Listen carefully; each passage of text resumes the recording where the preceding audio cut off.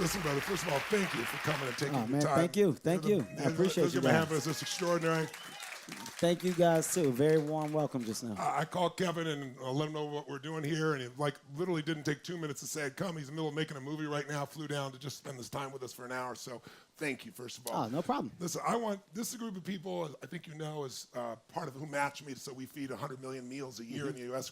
We're up to 500 million meals now to participate in all these projects. So we do this little thing at my house to make it intimate, make it fun, but we try to bring people that I think are true role models. And some people are role models of the challenges, and they still have them, and some people are role models of how to overcome it, and you clearly are that.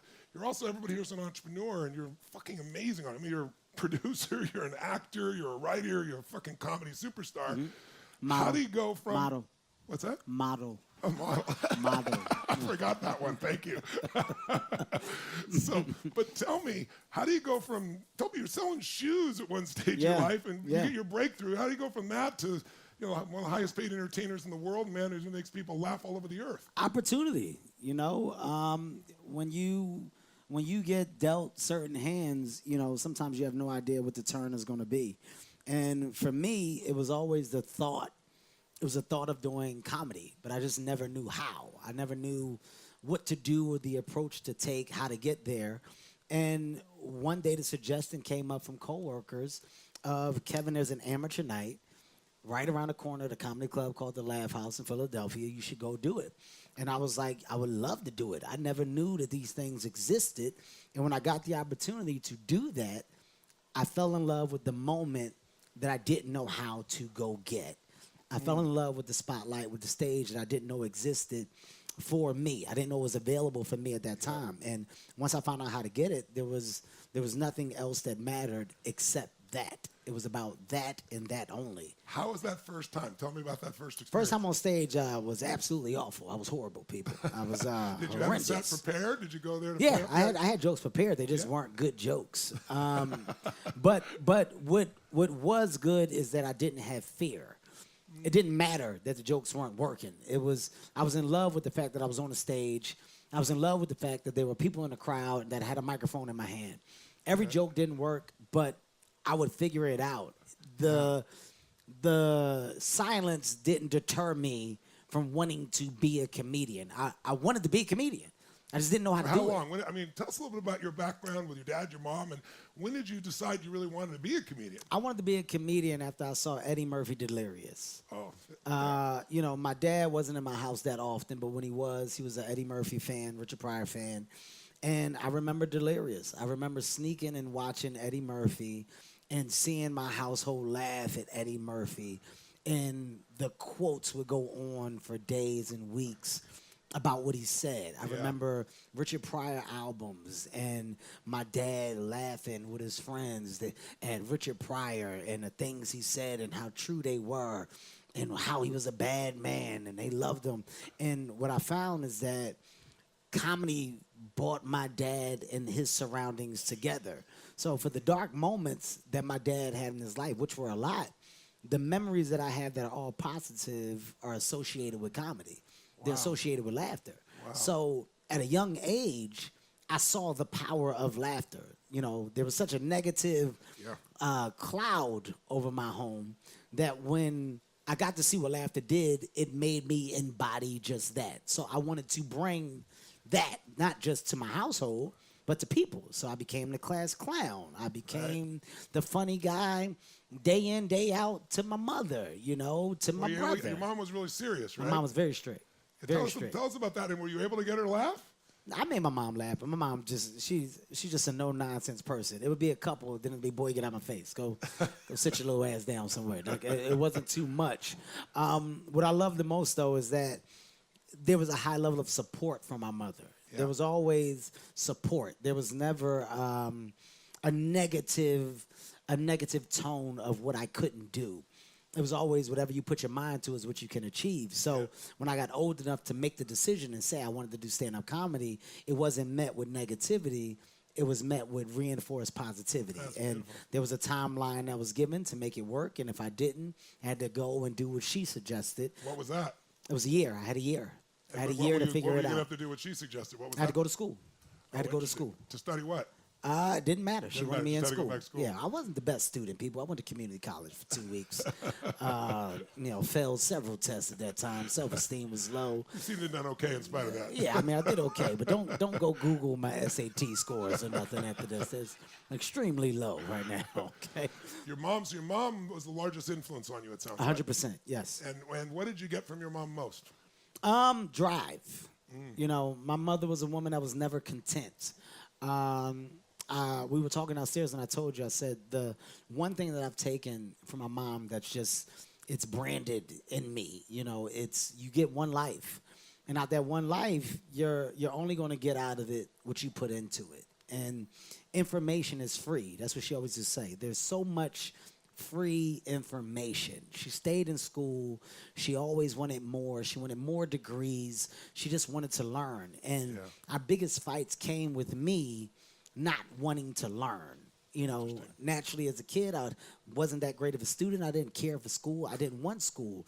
But as I got older and I I started to find my way. I became an individual that realized the power of the thing that was preached to me so much, which was knowledge and information. So the thing that I've taken from my mom is that feeling of never being content, never being okay with where you are, because after every level is another level, whether you realize it or not. And I always wanted to see what was past the thing that I got. I got here, but what's back there? I was never content with being here. So when you look at me now, as a successful comedian, actor, and you start to realize the tears. Model, put the model in there.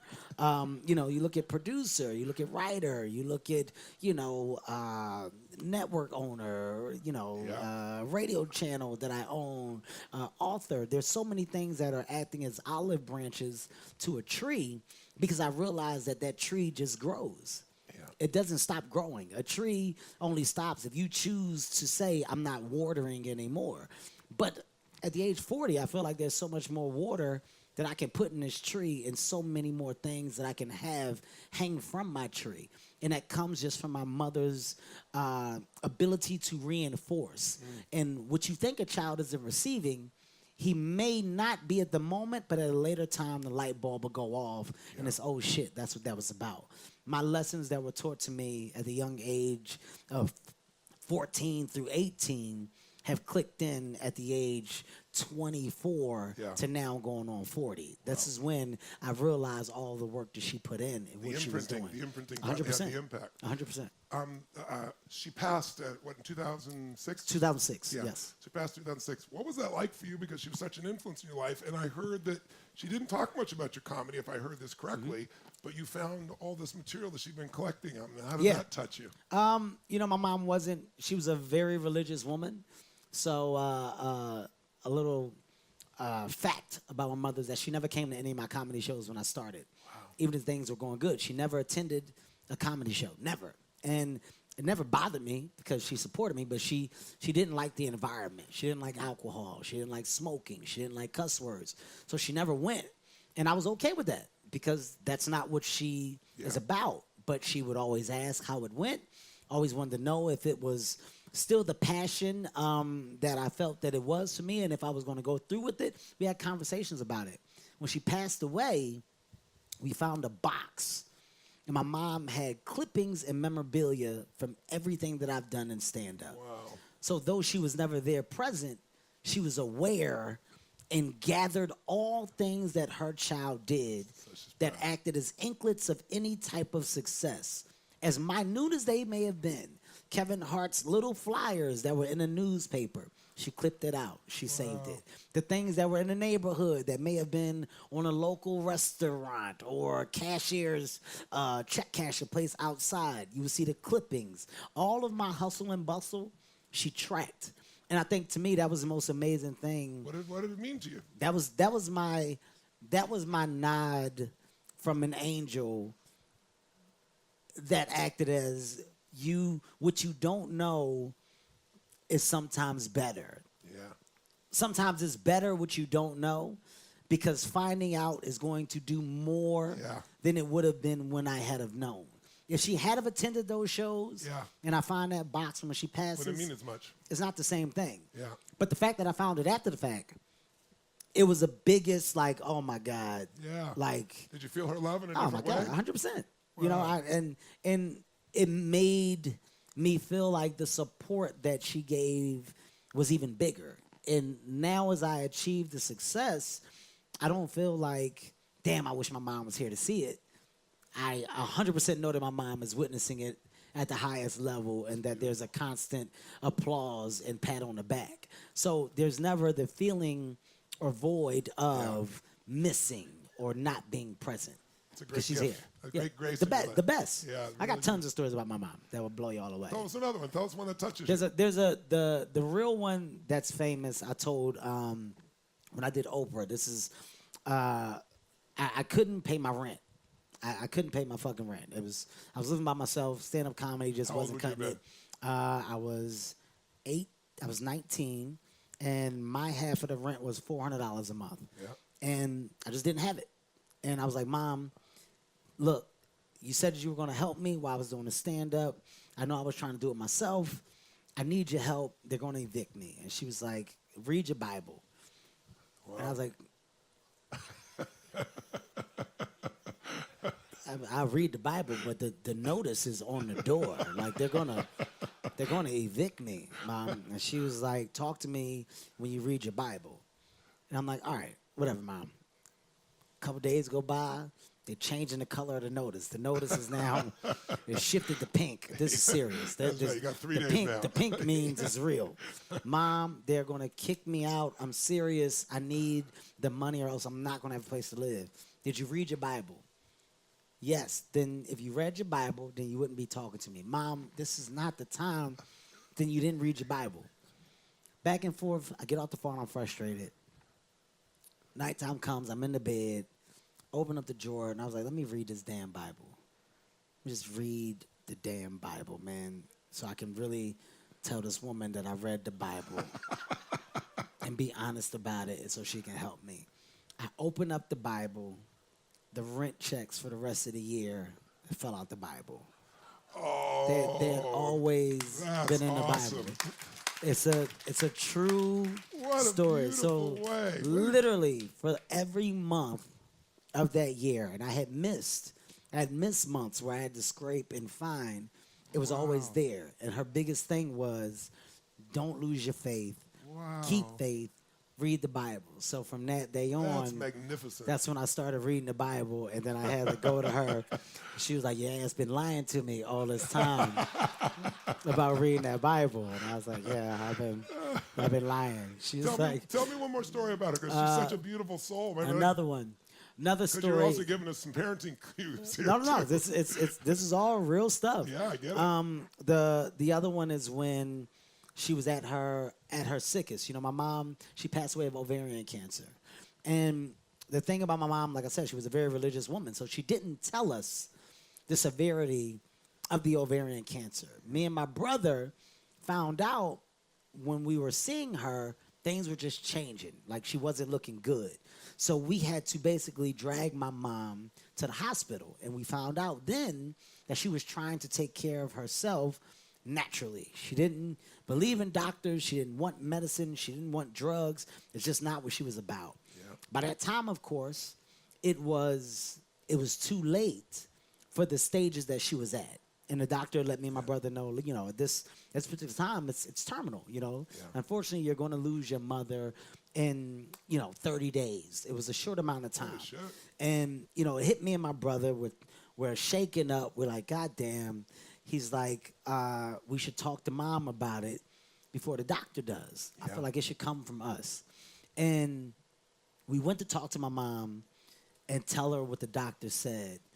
And we started talking about the time period. And she was like, you don't have to talk to me about a time period of how much life I have left. She said, because that means that you're wasting my valuable time with negativity. She said, when we could be doing other things. She said, I want you to talk to me, spend time with me, read books to me, be with me. At the brink of what would be the worst to so many, Wow. She was the trooper of all troopers. And we never talked about death. Wow. Until the last stages, we never talked about dying. Wow. Nobody was allowed to come in that room and mention anything about death. It was talking about great moments, family reunions, the time when Stacking. the time when he, lessons that she did, that she didn't, what we loved the most. Mom, it was nothing but laughter until her dying day. Wow. And that showed me that you can't break a great spirit. Like, there's some people. That's awesome, brother. There's some people that have, That's right. you know, such a heavy weight on them with so much that they deal with, but they're able to maintain the highest levels of positivity, and it's because of their spirit. Yeah. There's a higher thing in just wanting to be happy. Yeah. My mom's want and will to be happy because of all that she's done is what I saw at the end. She put in all this time, energy, and work by dealing with my dad and his shit and trying to pick up all the pieces that on those last days, it was about happiness. Wow. Don't stress me out. Wow. It was nothing but happiness. So, like I said, the stories of Nancy Hart are endless. But when you see the way that I maneuver and you look at all the things that I go through in my life and people are like, man, he just keeps going. Yeah. It seems like he's not shaken or bothered or broken. You can't break what's been built to last. I'm built to last. Awesome, man. That's fucking beautiful. So that's the difference. That's beautiful. When tell us a little bit. Was your humor always self-effacing as a style? Because you know, we live in a world where people often attack each other. It's an interesting world out there with social media. But you have this unique style of self-effacing, and but you still tell truths. Yeah. How did that evolve, or did it evolve? Was it always your style? It's you grow into who you're supposed to be in stand-up comedy. You know, in the beginning, you're doing a version of what you think is funny. You don't know it's funny. Right. So you're trying to figure it out. You're coming out and you're throwing everything at the wall to see what sticks. And that's the gamble. The gamble with comedy is, I think it's funny. Let me see if you guys think it's funny. Yeah. And if you don't think it's funny, that means I was wrong within my gamble and I got to go back to the drawing board. The high volume of stuff that you think is funny ain't going to be funny. It's not. It's not going to be funny. Wow. But when you start to understand. Even at this stage, with all the No, life now experience you I'm have you have so many I'm references. really good right now. This is a different stuff. It's different. This is in the beginning. Right now, I'm really good. Everything I say is genius at this stage in my career. Now, when you start to get comfortable, you start to realize that I'm funny. I don't have to force it's and your find. identity now. It's you. Yeah. It's the funny is in me. So talking about my life and being true to who I am is what people are going to gravitate towards. People love to relate. People love to see what's real. You love to identify. If I sat up here and I talked about things that you guys couldn't identify with or couldn't walk away and go, wow, I'm alienating myself from my crowd. The best way to open up and make myself a part of my crowd is to be real, because we all love real. So my life, my mistakes, my ups, my downs, my marriage, my divorce, my kids, that's what we all share. We just share it differently. We all travel. If you don't travel, you want to travel. If you want to travel, where do you want to go? There's so many things that I can break down that acts as connective tissue between me and everybody. I can relate to everybody in this room, and I don't have to change who I am, because ultimately, you just want to know about the person that you're watching. And when you walk away, you go, damn, that was interesting. That was funny. But if you feel like you know me and you laughed, now you grow with me. So over the years, authenticity and honesty has allowed my fan base to grow with me. Yes. And if you look up, I'm about to be 40. I've been doing stand-up since I was 18. My stand-up special started when I was around 24. When you go and look at me from 24 to now the age 39 going on 40, you're going to go, holy shit, I'm watching Kevin Hart become a man. I watched Kevin Hart go through life. Yeah. He put it all out there on stage, and I feel like I not only know him, but I respect him because he never hid from who he is. Yeah. That's the only way that I can do stand-up comedy. It's beautiful. I can't do it in a way to where I'm talking about what I don't know. That's why I don't do politics. That's why I don't talk about things that act as divisive material. It's my job to bring people together. I don't want to fucking divide us. I want to bring us together. So that's what I do when I'm on stage. 100%. Tell us, if you would, if there's a way to look at it, how do you start? Let's say when you had your first real breakthrough. You told us about your first kind of flop. When was your first real breakthrough? And tell us, what was one of the first jokes you came up with that freaking worked, that you're like, okay, I got this shit? First if you joke. can remember, or a series. First joke that worked. First joke that worked. I remember it. I don't know word for word, but it was about people on public transportation. It was the perverted world of public transportation, and how there's so much that happens from the time that somebody gets on a bus to where they take a seat. And it was like grinding on people, accidentally kissing and chest bumping, and the whole thing was basically to say why I'm not comfortable on public transportation. Which because most of people aren't too, yes, right? because of what's been done to me on public transportation. and I had a joke about, this was a real bad one. I had a joke about getting robbed by a little person, which was horrible joke back then. And it was like a cross-eyed little person, and I didn't know they were robbing me because they were looking at somebody else, but they were looking at me. It was bad. None of this material is great material. I'm admitting that off the bat. I'm just telling you guys my early thoughts. But this is what makes you realize how easy it is to misconstrue a joke. And within the times that we're in, when you don't know how to tell jokes, you're just throwing shit at the sink. Yeah. And in those times, insensitivity played a high part in what you thought was funny. Right. Now, today, you have to be mindful of what you say because the sensitivity level. How does humor change now? Because everybody's gone through social media elements. You've gone through things about shit you did 20 It's not years that ago. it changed. It's that now you're living in a time where everybody's voice can be heard. Social media has given everybody the opportunity to have a thought, write that thought, put that thought out there. And other people can either get on board with that thought or ignore that thought. But no matter what, my thought, my vision can be heard. When you got a plethora of people doing that at the same time, you now have no right, no wrong, everything is a no, that's my opinion is this. My opinion is this. It's so much. So for comedy, the best way to adapt to times is to simply understand that people's feelings should be respected. I get it. I understand it, which is why over the last 10 years, I made the changes that I've made. Yeah. Within the level of respect that you put out also a good energy of change. Yeah. Some comedians do understand it. Some choose to be edgy. You have to understand the craft of comedy. Yeah. The craft of comedy comes with a shock factor. So when you take away that shock factor that some people hold on to, you take away the one thing that they had in their arsenal that they feel made them funny. It's not that they want to be disrespectful. Yeah. At one point, that's what they were praised as. Yeah. Andrew Dice Clay in his prime was the most disrespectful comedian and would say things and was vulgar, but that's what made him Dice. If Andrew Dice Clay performed today, we would all sit and hold our chests and go, can you believe the shit that we're listening to?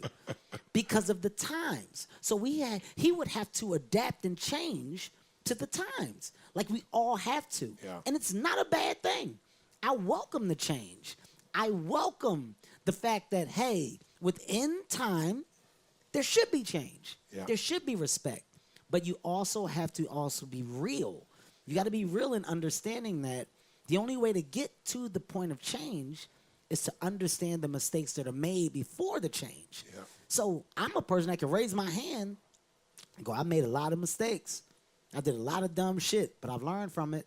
I'm better from it all. Yeah. And now I stand and I'm a better guy, and I'm a better comedian, and I'm a better craftsman. I'm a better entertainer. I'm a better businessman. But it's because of the mistakes that I made. Yeah. If I don't make those mistakes, I don't get to sit here and be the guy that I am today. You gotta fuck up.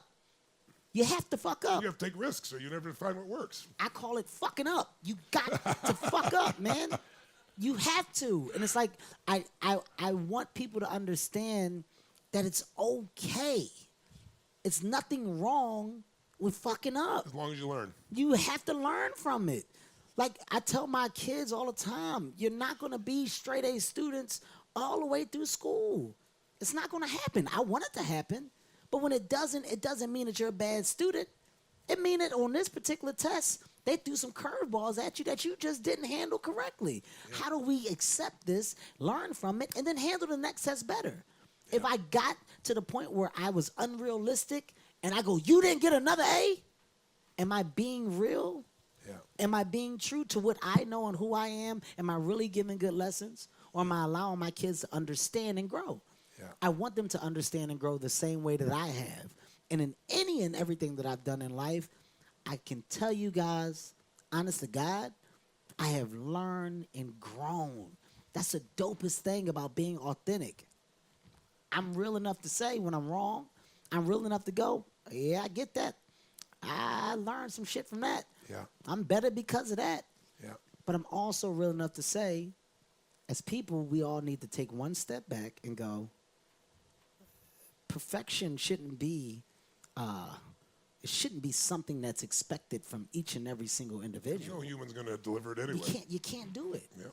And at this time, that thing is being put on people in all aspects of life. Perfection. Not only perfection now, but perfection for your whole history. It's which means there's no place for you to grow because you wouldn't have made the mistakes in the first place. The only thing I'm afraid of is them digging up my SAT scores. That's the only thing that I'm truly afraid of. Everything else I can handle. I'm just gonna get it out there. I got a 585 on my SAT. I did ABA, CADA all the way down the paper. We had a class trip the same day. This is a true story. You got 400 for putting your name on a paper. I put it out there. So if you guys find it, just know I admitted it first. And I learned from that. If I take the SAT again, sir, I will take it correctly. I did ABA, CADA all the way down the paper. It's a true story. 45 movies. That's a real number? Yeah, it's a real number. And how many years? Jesus. 2004. Wow. 2004, Paper Soldiers, I think. What is this? What year is this? 2019. 2019? Yeah. 2004. Movie started to get 15 real. years. So it's 3 movies a year. Is that right? Almost. Not all good movies. Not all good movies. A movie called Pass the Potato Salad. Don't go see that one. There's another one called Something Like a Business. Don't go see that one. But your latest movie was extraordinary. Well, you had so many great victories. But I've had a good run. The Upside was a really good movie. I love the fact that it overcame the obstacles that it did, that people got a chance to see it, and it showed a different side of me. I think that, the dramas that I now have on the table that I'm about to shoot show a different side of me as well. At this point in my career, it's about constantly rebuilding and just maneuvering and finding new ways to reinvent myself. Drama is the best way for me to show my fan base that I'm elevating and constantly growing. And within stand-up comedy, it's me making a decision now as to what the next chapter for me will be. And it's a tricky one, It's how do I come out with a new version of myself, especially within these times today. And that's what I'm going back and forth with now. So it's definitely going to be an elevated version of me. I just don't know what and how yet, and that's the challenge. That's me figuring it out like I do with anything else. One of the reasons I want everybody to meet you is, you know how much I respect you. You're many people talk about you, one of the hardest working guys in all of entertainment. Thank you. And you're writer, director, producer, all the things we just described, model, of course. But tell me, where do you get the drive for that? I hear apart from your mom, but when did you start to think, I'm going to be a mogul? I'm going to do acting? Where were the breakthroughs that took you from selling shoes and what was your mindset selling shoes still? You're going to build something big even then? Where does this come from? It's the company. When you tell me this room and you say that I have 44 people in this room and these are all people that have taken on an amazing task with me and they act as amazing partners. Some people go, oh man, that's cool. That's good for you and everybody in this room. I'm the guy that goes, well, what do they do? I want to know what you guys do. And then when I find out what you do, I'm going to go and look those things up. And I want to know, oh shit, well, how did they get into that? How did these people get together? How did they meet?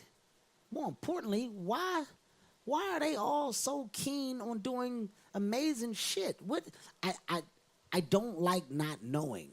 I don't like the thought of feeling of being content with not understanding or not wanting. So when I see what other people can do, what can be obtained from a thought, from a want, from a feel, it makes me go, well, I got the same thoughts and the same feelings and the same wants.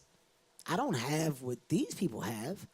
I haven't done nearly half the thing that these people have done. That makes me want to fucking work harder. That means that I'm not doing as much as I could because these people are proof that the things that I want to do can be done.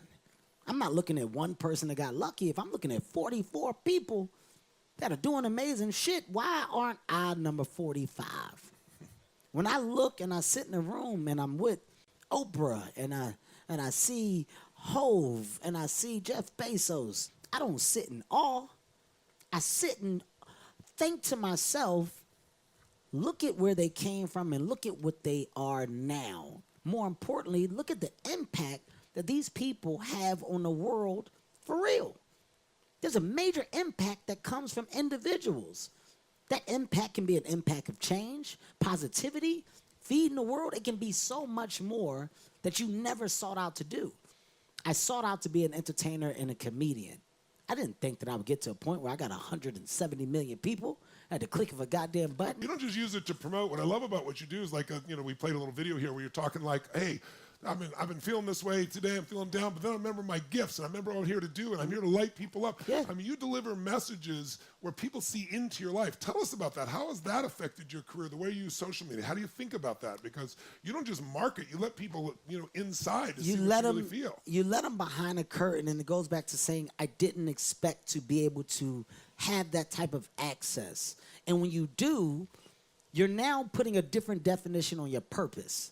So my purpose is bigger than just making people laugh or selling movie tickets. Yeah. Now it's a feel good that's associated with me. Yeah. Now when I'm in the street and people come up to me and they say, hey, Kev, I had a heart attack, man. And I swear to God, I didn't want to get out the bed.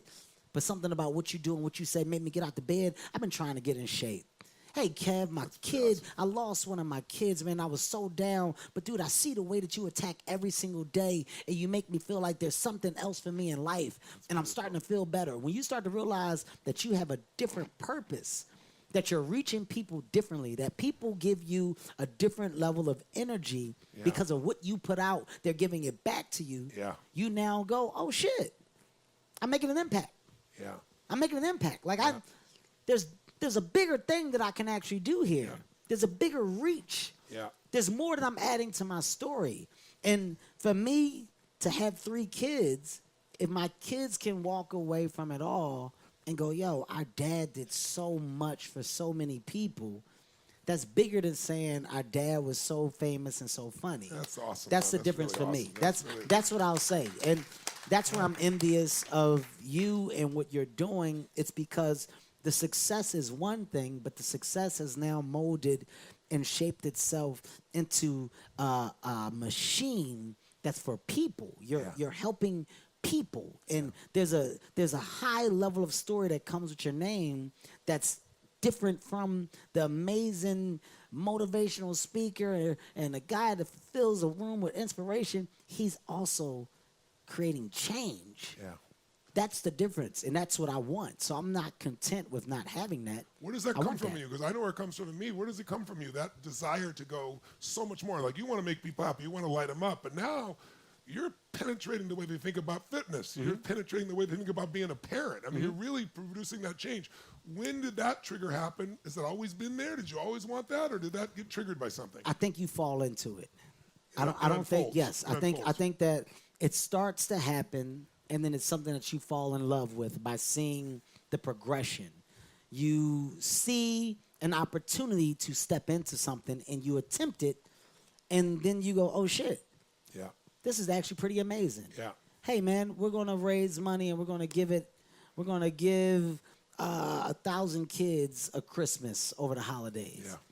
Kev, you want to help out? Yeah, guys, I don't give a shit. I'll help out. That's dope. Yeah. Here. Oh, man, I went here and I got to look at these damn kids' faces. This is pretty amazing. Hey, next year, what do y'all say we do 2,000 kids? I'll take 1,000 myself. Would y'all match me? Yeah. Yeah. Oh, Yeah. man, I done gave. I done did it again. Hey, what about education? You guys into providing education? Kev, you got a college you want to give to? Nope, I didn't go to college, but I want to make sure the kids don't make the same mistake I make. What if I want to give out scholarships? They're just thoughts. Yeah, we'll do it. Would you match what I do? Of course.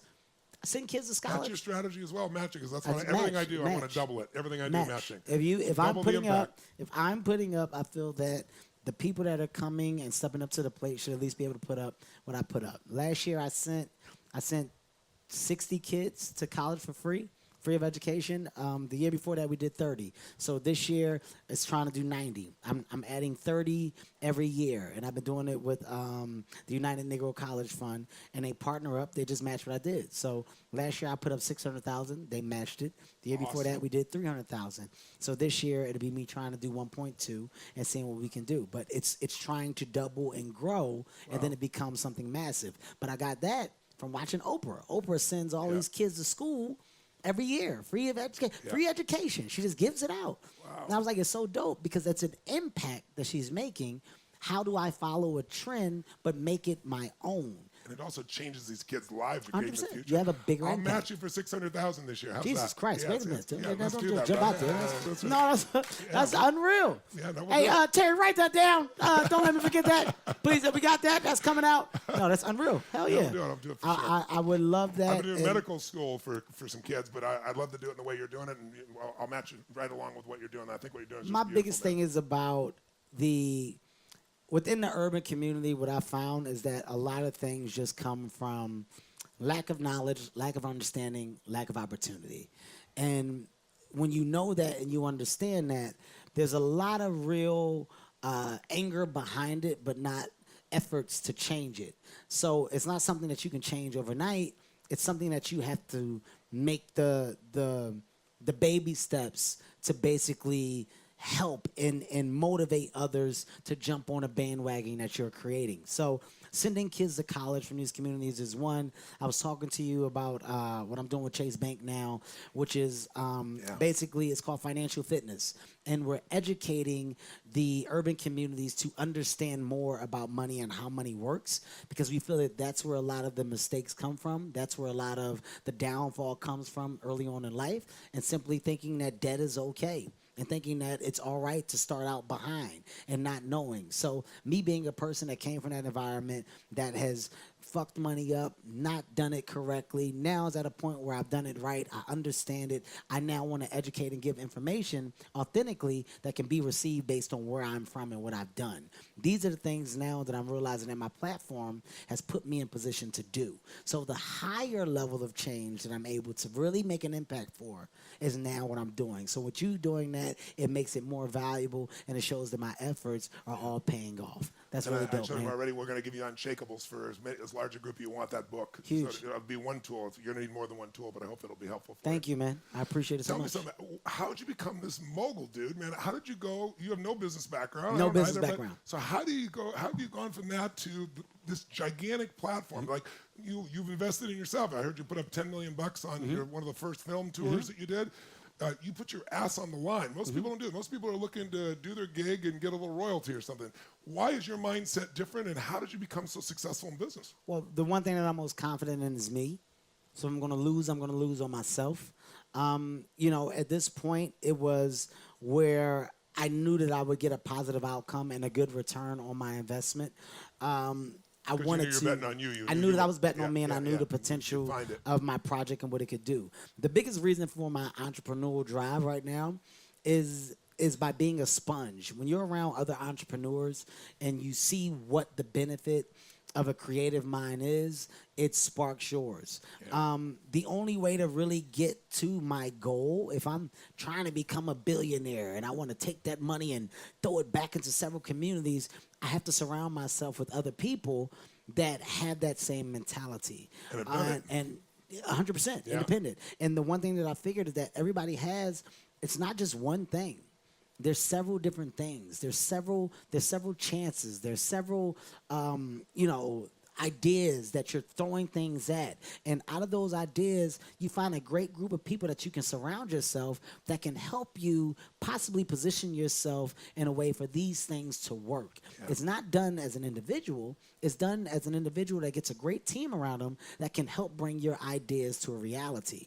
And that's what I've been smart at doing. Let's find the right who's, the proximity with the people who have done it, not 100%. On your dime and playing with the best. And that are great at being team players. Like, I have no ego. I don't know it all. I don't have the education that matches up with the things that I've done or that I'm doing. But what I do have is the understanding of how things work. And when you get the people that have a different type of understanding and you match my understanding with yours, you have something that is destined to succeed. Because you're putting a creative vision and a real hindsight with the education and the structure and the systematic view, and combining those things, you now look up and you have companies. This is how companies get built. And when you have a team, a real valuable team that has a high level of energy and effort and want and will to make something work because they believe in it, the chances of you losing are very slim.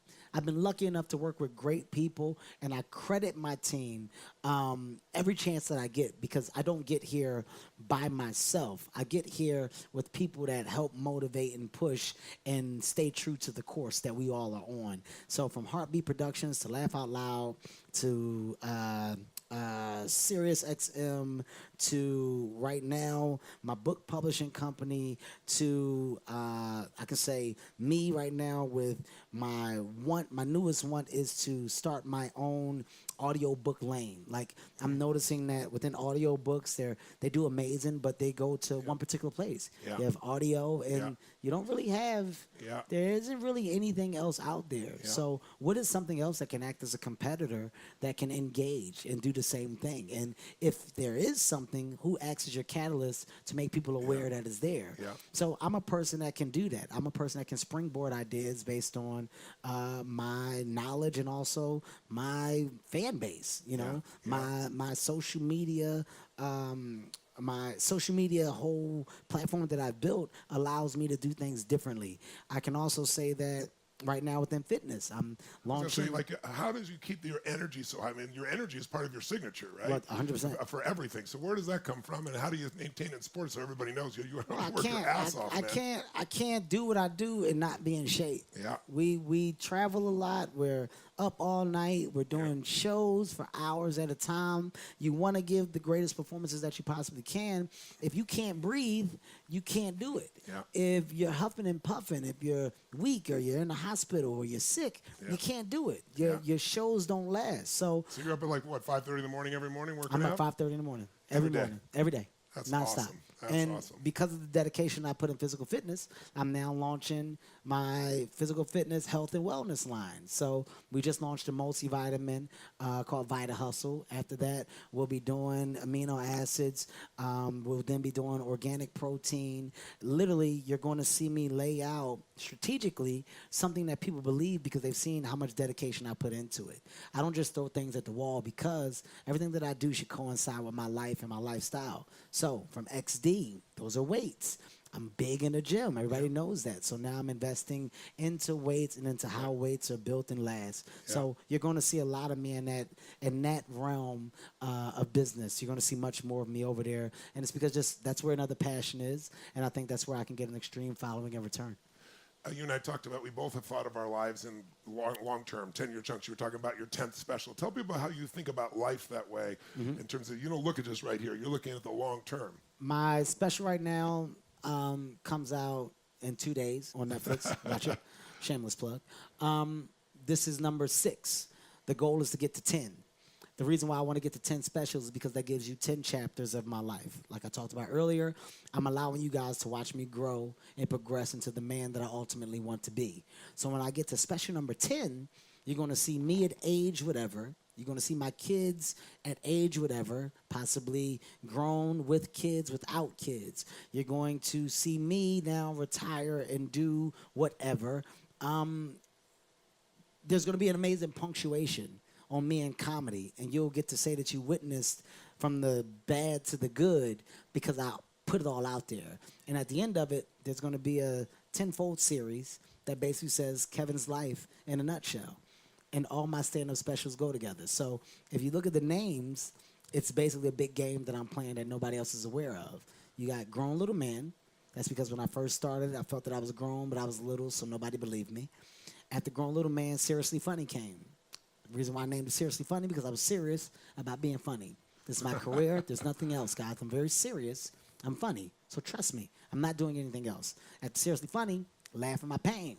Laugh at My Pain is when I first saw that within all the happiness that you can have hurt. That's when I lost my mother. That's when my dad and his drug addiction got to another high level, and I had to deal with all this stuff while still trying to maintain a drive in stand-up comedy.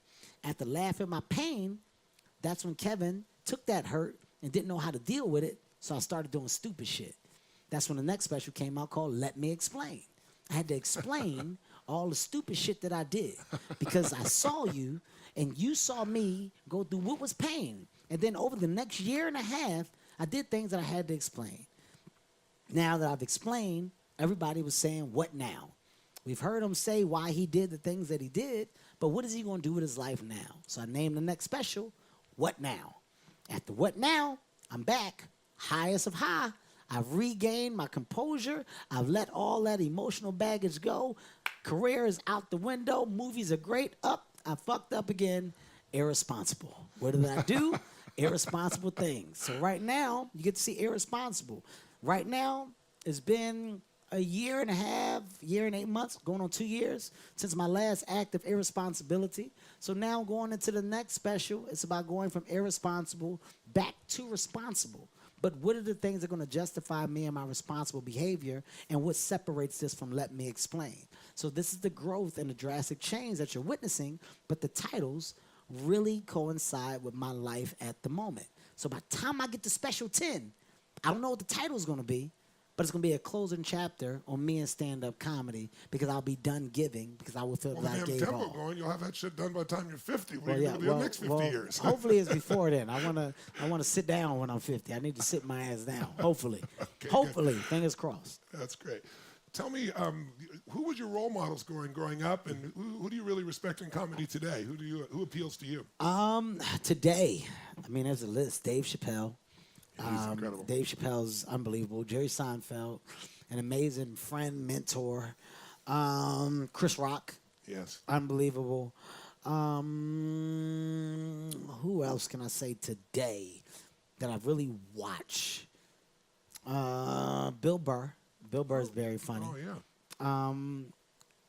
I would say mainly Chris and Dave and Jerry.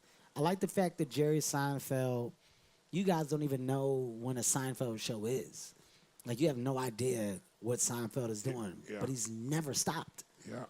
He's never stopped doing comedy. Jerry Seinfeld has consistently put out new hours, and he just doesn't release them. He just does it for him and his happiness. He does corporate shows all over. Yeah. And he'll do it for a year and stop and go back to comedy clubs and rebuild another set and go out with new material and tour for another year. And I love the fact that he does it for him. He doesn't do it for anybody else. Really cool. He doesn't do it for credibility or awareness. The man is a billionaire. I mean, he's got money out his ass. He performs for rooms just like this. Yeah. 40 people, and he's very happy with telling his jokes, and he goes about his business. I love that. I love that throughout the years of all that he has done with the levels of success that he's reached, that he still finds fun in telling jokes. So I'm forever a fan for that. Chappelle. I like Dave and love Dave as a friend more than anything because Dave is true to him. It does not matter what you think, what you feel. It doesn't matter what you say. You will not shake Dave Chappelle's approach to life. He is forever him and forever will be. The information that I get from him is always taken in and I listen to it. Granted, I can never do the shit that Dave does. But I like the fact that there's a great definition behind it when he tells me why. It's never just done just to do it. Chris, one of the smartest men that I know. I mean, he's brilliant. On stage, off stage, in the business, out of the business. He's brilliant. And what I love the most about him is he gives me energy by saying, Kevin, I should have done things the way that you're doing them from a business perspective. And now I'm motivated by seeing you take comedy and mold it into all these other things that I feel that I missed out on. But now I'm going back and I'm starting at this point in my career. So, Kev, you've given me a reason to start doing something else that I'm excited about while still doing comedy. And I'm like, well, Chris, I'm a better writer because of our conversations and because of what you do. I write my jokes, I construct them differently. And there's a yin and a yang that we have. Yeah. And it's been that way for, 14 years. Wow. 14 years. And I think the best thing about having those relationships is that they're real. I don't have anybody kissing my ass in the business. That's beautiful. I have people that tell me what it is and how it is. If I suck, you suck. If you're wrong, you're wrong. If they feel like you're doing a movie and you're just trying to get a check, my friends talk to me about it. And I don't have many.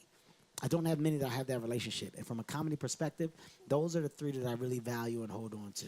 And then what is your brand? Who are you as you look through it? I mean, everybody has their view of who you are, but what's Right now, I would say the best definition that I would put with me is flawed. I'm flawed. I'm openly flawed. That doesn't mean that you can't do or you can't have. It means that you're a person. And as a flawed person, I've somehow managed to still be an amazing father. I'm still an amazing husband. I'm still a provider. And I'm a visionary. Yes. And I think with being a visionary, you realize that you become a leader. Yes. And within me and my leadership and what I put out there for those that work for me or that are part of my empire, it's not a boss and employee relationship. It's a we relationship. And the best way to lead is to make people feel a part. Yeah. My team feels like they're a part of everything that I have because they understand that I can't do it without them. And I learned that in life, if you can walk away by being a leader and turn around and see the people that you've led and look at what they now have in life, that's the best justification of how you led, because everybody was able to obtain their own. So right now, I have people that have obtained their own.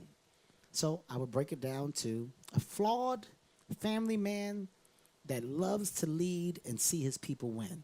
That's how I would define Kevin Hart. Fucking awesome. That's how I have for that.